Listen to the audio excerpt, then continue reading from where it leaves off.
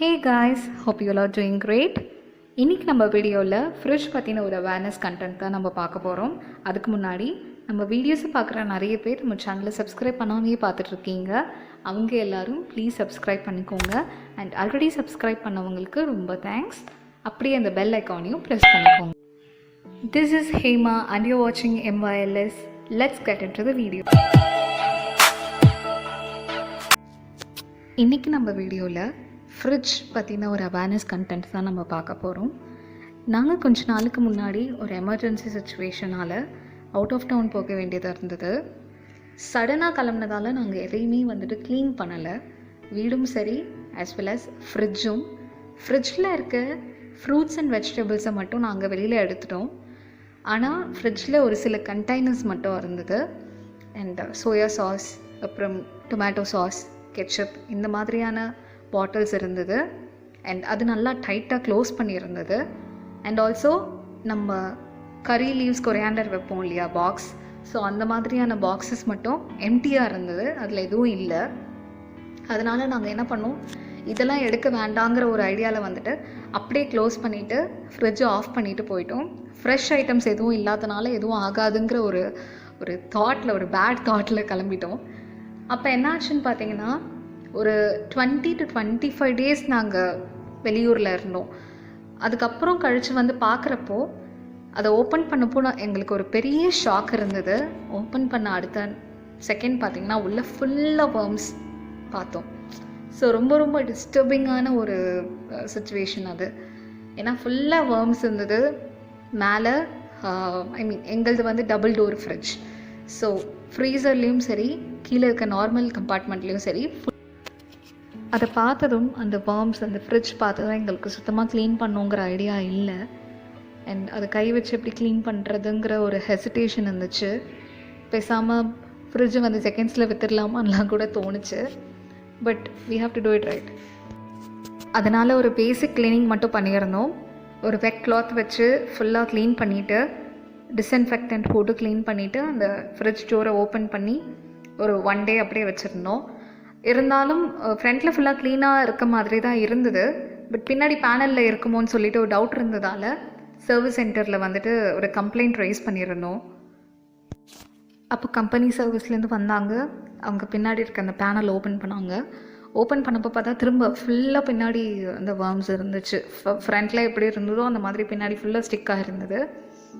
அது ஸோ பார்த்தோன்னே பயங்கர ஷாக் அகைன்.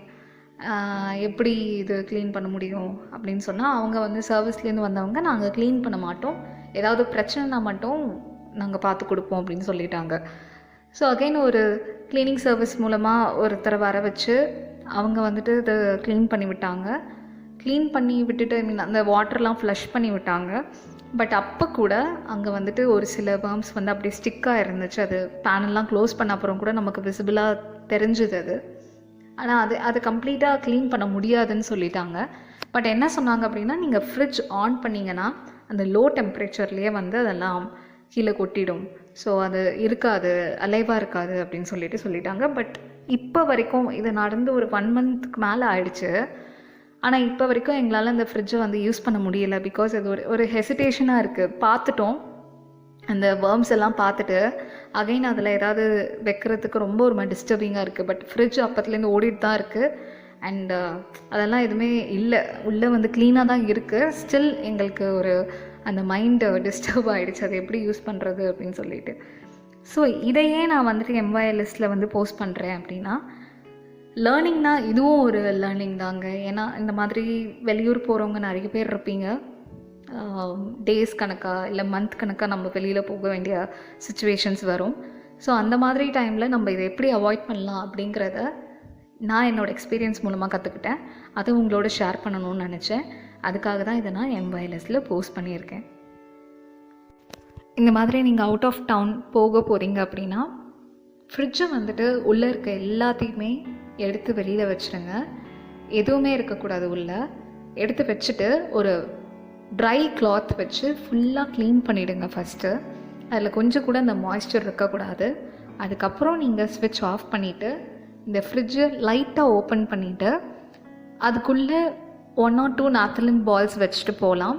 அப்படி நீங்கள் போனீங்க அப்படின்னா இந்த மாதிரியான வேர்ம்ஸ் எல்லாம் வராது. இப்படி போனால் கூட உள்ள அதிக மாய்ஸ்சர் கண்டென்ட்டோடைய எதையும் வைக்காதீங்க. ஃப்ரூட்ஸ் ஆர் வெஜிடபிள்ஸ் ஃப்ரிட்ஜில் ஸ்டோர் பண்ணுறதுக்கு முன்னாடி நல்லா வாஷ் பண்ணிவிட்டு ஸ்டோர் பண்ணுங்கள். ஒருவேளை மெகாட்ஸ் வந்துருச்சு உங்கள் ஃப்ரிட்ஜில் அப்படின்னா பாயில் வாட்டரை வந்துட்டு நம்ம ஸ்ப்ரே பண்ணலாம் அந்த மெகாட்ஸ் மேலே, இல்லைனா அந்த வேர்ம்ஸ் மேலே. அப்படி இல்லைனா ப்ளீச்சிங் பவுடரை வாட்டரில் கலந்து நம்ம ஸ்ப்ரே பண்ணலாம். இன்னொரு மெத்தட் என்ன அப்படின்னு பார்த்தா, டிஷ் வாஷ் சோப் இருக்கு இல்லையா, வெசல் வாஷிங்க்கு நம்ம யூஸ் பண்ணுற சோப்ஸ், அதில் பொராக்ஸ் இருக்கும். ஸோ அந்த பொராக்ஸ் என்ன ஆகும்னா இன்செக்ட்ஸை கில் பண்ணுறக்கூடிய ஒரு கெமிக்கல் ஏஜெண்ட்டாக இருக்குது. ஸோ இன்செக்டிசைடுன்னு சொல்லுவாங்க. ஸோ அந்த டிஷ் வாஷ் சோப்பை நம்ம தண்ணியில் கலந்து அதையும் இந்த மாதிரியான மெகாட்ஸ் இந்த வேர்ம்ஸ் மேலே ஸ்ப்ரே பண்ணோம் அப்படின்னா இந்த மெகாட்ஸ் அண்ட் வேர்ம்ஸ் ஃப்ரிட்ஜ்லேருந்து ரிமூவ் ஆகிடும். மெகாட்ஸ்னால் வேற ஒன்றும் இல்லை, ஹவுஸ் ஃப்ளை அதோட லார்வல் ஸ்டேஜ் தான் மெகாட்ஸ்னு சொல்லுவாங்க. இந்த மாதிரியான இஷ்யூ டபுள் டோர் ஃப்ரிட்ஜில் ரொம்ப காமன்னு சொல்கிறாங்க. நம்ம வீடியோஸ் பார்க்குறவங்க டபுள் டோர் ஃப்ரிட்ஜ் யூசர்ஸாக இருந்தீங்கன்னா கண்டிப்பாக இந்த வீடியோ உங்களுக்கு ரொம்ப யூஸ்ஃபுல்லாக இருந்திருக்கும்னு நம்புகிறேன். இந்த மாதிரியான ப்ராப்ளம்ஸை ஃபேஸ் பண்ணுறதுக்கு ஏதாவது எக்ஸ்க்ளூசிவ் டிப்ஸ் உங்களுக்கு தெரிஞ்சால் கண்டிப்பாக நம்ம கமெண்ட் செக்ஷனில் கமெண்ட்ஸ் கொடுங்க. நம்மளோட சப்ஸ்கிரைபர்ஸ்க்கு ரொம்ப யூஸ்ஃபுல்லாக இருக்கும். இந்த வீடியோ உங்களுக்கு பிடிச்சிருந்தா லைக் பண்ணுங்கள், ஷேர் பண்ணுங்கள் அண்ட் MYLSக்கு சப்ஸ்கிரைப் பண்ணுங்கள். Have a nice day.